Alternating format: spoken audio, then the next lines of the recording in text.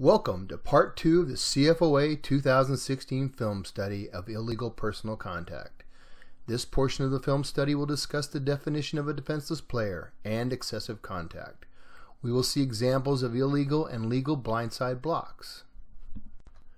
I'm your host, Mark Andrews, from the Orange County Football Officials Association. All opinions and guidance expressed in this video have been sanctioned by the California Football Officials Association's Instructional Chairman, Bobby Kennedy, and Steve Coover, Instructional Chair of the San Diego County Football Officials Association and the CIF Rules Interpreter. And of course, Chad Wilson, Instructional Chairman for OCFOA.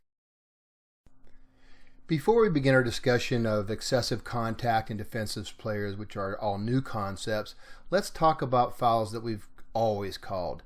These are the dead ball fouls, the fouls away from the play, and those are covered in 943B.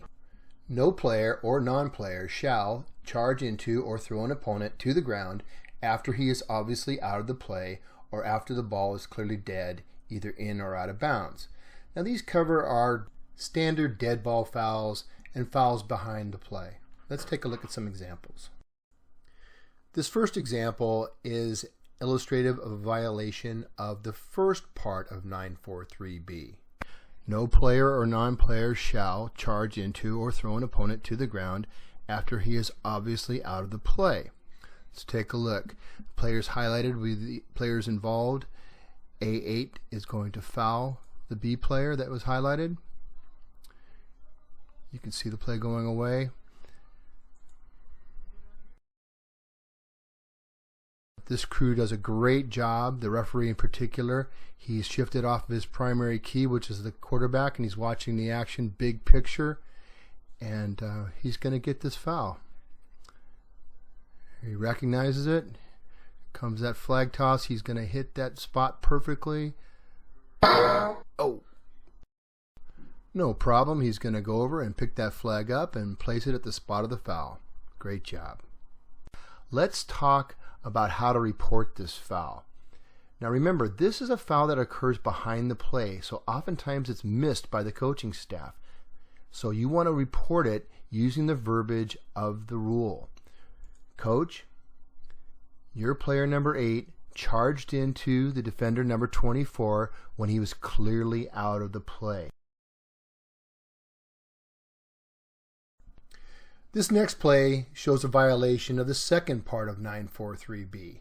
No player or non-player shall charge into or throw an opponent to the ground after the ball is clearly dead, either in or out of bounds.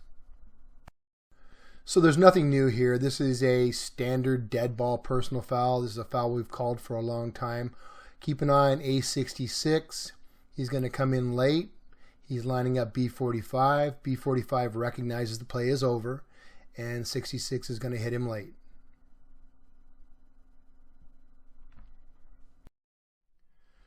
So let's go back to the rule book to discuss Rule 943G. We saw it earlier. It's under illegal personal contact, Section 4. No player or non-player shall, G, make any contact with an opponent, including a defenseless player, which is deemed unnecessary or excessive and which incites roughness. So there are a couple of terms here that need clarification. The first is defenseless player, and we'll be looking at that next. The other is excessive contact. What is excessive? And we're going to look at the points of emphasis and then look at some examples. So let's begin with the discussion of a defenseless player by looking at the definition in Rule 2. It's covered under Section 32, Article 16. It reads, a defenseless player is a player who, because of his physical position and focus of concentration, is especially vulnerable to injury. Now, does the rule book give us any more to go on? Yes, it does. In the case book, under 943, the comment section, is there suggested guidance or rules coverage on a defenseless player who should be protected from unnecessary roughness? Yes. Defenseless players are especially vulnerable to potential injury. Game officials must diligently observe all action and watch for contact against players who are deemed defenseless. Examples include, but are not limited to, A quarterback moving down the line of scrimmage who has handed or pitched the ball to a teammate and then makes no attempt to participate further in the play. B, a kicker who is in the act of kicking the ball or who has not had a reasonable amount of time to regain his balance after the kick. So this is the prohibition against roughing a kicker. He's a defenseless player. A passer who is in the act of throwing the ball or who has not had a reasonable length of time to participate in the play again after releasing a ball. Again, the prohibition against roughing a passer. A pass receiver whose concentration is on the ball and the contact by the defender is unrelated to attempting to catch the ball. We're going to see examples of this foul later on. E, a pass receiver who has clearly relaxed when he has missed the pass or feels he can no longer catch the pass. Again, we'll be seeing some examples of this one. A kick returner attempting to catch a kick. This is kick-catch interference. A kick receiver who is immediately contacted after touching the ball. A player on the ground. Any player who has relaxed once the ball has become dead. We just saw an example of that in our discussion of 943B. A player who receives a blindside block.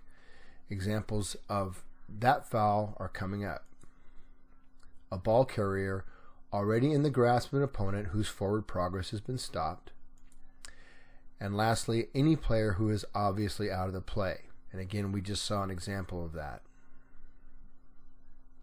So now that we know what a defenseless player is, let's take a look at why that's important. Back to 943G. No player or non-player shall make any other contact with an opponent, including a defenseless player, which is deemed unnecessary or excessive. What's excessive? That's covered in the points of emphasis. Second paragraph. Considering this potential for serious injury, it is critical that those situations involving unnecessary or excessive contact on players are eliminated whether or not the contact is otherwise deemed legal. What does that mean? Otherwise deemed legal. In other words, a hit that would bring a runner down, a legal hit, could be deemed illegal against a defenseless player. A block that would be deemed legal against a non-defenseless player could be deemed illegal against a defenseless player. Read on. While unnecessary or excessive contact can occur between any players, special attention must be given to those players whose focus of concentration makes them especially vulnerable to injury. Where have we heard that before? Rule 2. A defenseless player is a player who, because of his physical position and focus of concentration, is especially vulnerable to injury. So based on the points of emphasis and 943G, we are going to focus our attention on excessive contact fouls that involve defenseless players. Up first are blindside blocks. This first example of a personal foul for excessive contact on a blindside block comes on a broken play. We've noticed while reviewing film that blindside blocks often occur when a runner reverses field. Broken plays, scrimmage kicks, and interceptions are plays that lend themselves to a reversal of field, and officials should anticipate the possibility of a blindside block in those situations. A3 at the bottom of the screen is going to come back and block B11. The block is not high enough to be targeting, but the contact is excessive and therefore a foul. Let's watch this from another angle and break down the components that make up this foul. There's B11. His focus is clearly on the quarterback, therefore he satisfies the definition of a defenseless player. Now we are going to see A3's block. This block could have been initiated with the blocker's hands and the block would still have been successful, yet done so in a safe and legal manner. This next example is very similar to the previous play in that we have a quarterback scrambling, reversing field, and his lineman performing a blindside block in order to protect him. Let's take a look from the side. We're going to see the players involved coming up. That is A51 going to block B85. We're going to watch it in real time. You don't get a real good sense there of how extreme this block is, but in the next clip I think you will get a real good idea of the severity of this block.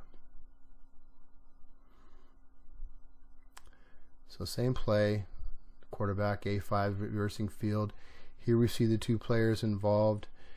You can see B85 pursuing the quarterback. He's quite a bit behind him. He has his focus on the quarterback and is by definition defenseless. I'm going to run it in slow motion so you can see the actions of A51. He comes in underneath, dips. That's a questionable targeting call. I would say he hit him in the chest, not above the shoulders. But it really doesn't matter. Okay? If you're in doubt, simply rule this excessive contact. Don't go to targeting. It's the same foul in terms of a penalty. Now, NFHS has stated that this type of block is excessive, but if it was performed with the hands, and I think we can make an argument that the hands would have been just as successful a block without the shoulder dip, this would have been a legal block. This last example of a personal foul for excessive contact on a blindside block is on a scrimmage kick.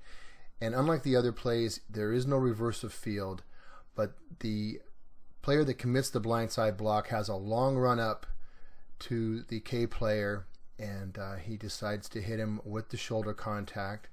Let's take a look.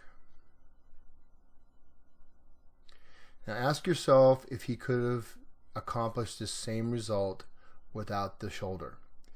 There's the two players involved, R7 and K52. K52 has got his focus on the receiver, and by definition he is a defenseless player. Okay, let's run that back.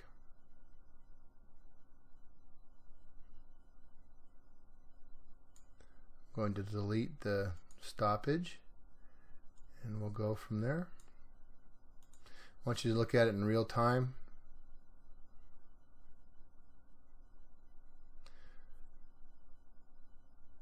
Okay, we got two flags on the play. Good calls. So we've seen several examples of personal fouls for excessive contact on blindside blocks. Let's talk about a legal blindside block. Generally, a legal blindside block would involve a deflective block with the hands not above the shoulders, or a screening block, again below the shoulders, which isn't initiated with the blocker's helmet or an upward thrust of the shoulder. This first example of a legal blindside block comes on a punt return, and you're going to see at least two blindside blocks. Both of them are legal. You'll note the blockers have their heads up, their hands out. You can see the difference in the safety factor relating to these blocks. And we're going to take a look at it from the end zone. I'm going to stop frame it so you can see the approach angles. So here's the first legal block. Watch the hands. Here's the second. You can see both these blocks are forceful. They put the defenders on the ground. They're effective in springing the runner for a long gain.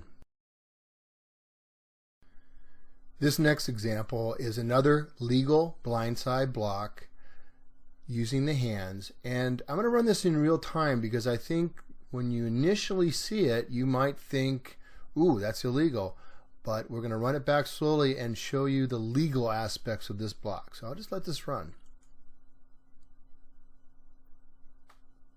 It's going to be an interception. There's the block. Okay, I'm going to run that back and we're going to slow it down.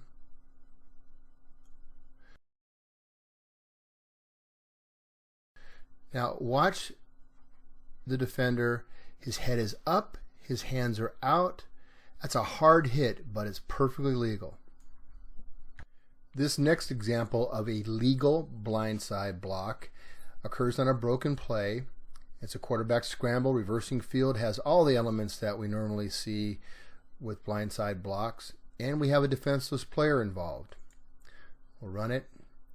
So A80, who's going to be highlighted here, is going to block B60. You can see B60's concentration and focus is on the quarterback. He's defenseless. I'm going to run this in real time and then we'll run it back. Now that hit is done with the back. It's not with the helmet. Let's watch it in slow motion. You can see how effective it is. It knocks 60 off his line. He's effectively out of the play. That's a legal block. Great job. This next play is another example of a legal blindside block. This one involves the screening type of blindside block. This play also has a couple of other interesting components. We'll have a low block that's legal, and we also have a pass reception caught by the quarterback, and that's legal. So let's just take a look at it.